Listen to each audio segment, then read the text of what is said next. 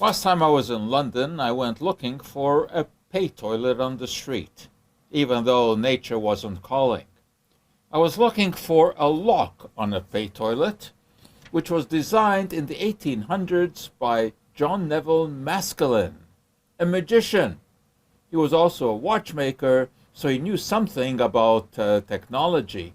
And he was the first person to design a lock into which you could put in a penny, and they used it on public toilets. I was looking for that because I've been a fan of Maskelyne for various reasons.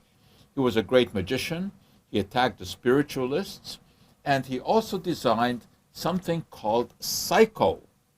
Psycho was essentially a puppet, an automaton, and it played whist with a member of the audience. And he sat on top of a glass tube, so it looked like there was no possible connection. Well, operated very cleverly by air.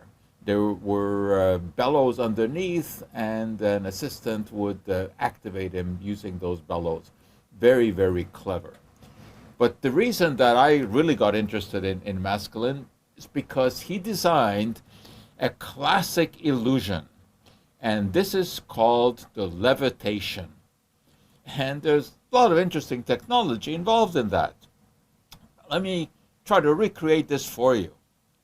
There would be an assistant, and of course it was usually a lady, in those days dressed perhaps somewhat more appropriately than my assistant here. And she would lie down on a couch like this, and music would play. And Maskelyne would take a cloth like this and cover her.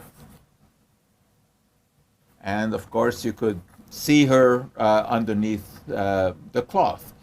Now the interesting thing would be that, he'd show you the cloth and, there was nothing to it.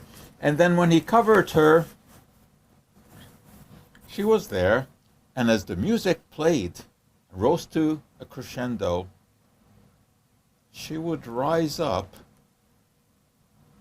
off the couch and float. Float towards the audience, float sideways. And then as the music played, all of a sudden she would just disappear. That was the levitation. It was then used by all kinds of people. I mean, he, of course, advertised it on his show, the Egyptian Hall in London. And it was really a magician by the name of Thurston who made it famous. And these days, many, many people perform it. But the reason that I'm talking about this now is because there was a study that just came out.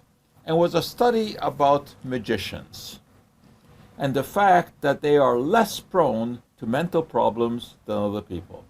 Obviously, I like that.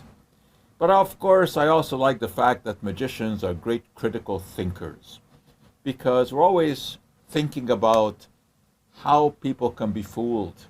And that also means that we're very aware of how anyone can be fooled, including by all kinds of gimmicks that are out there today on the internet, whether they be dietary supplements or whether they be various devices that supposedly cure disease. So it is this study that made me think back to Maskelyne and the performances at the Egyptian Hall and the classic levitation.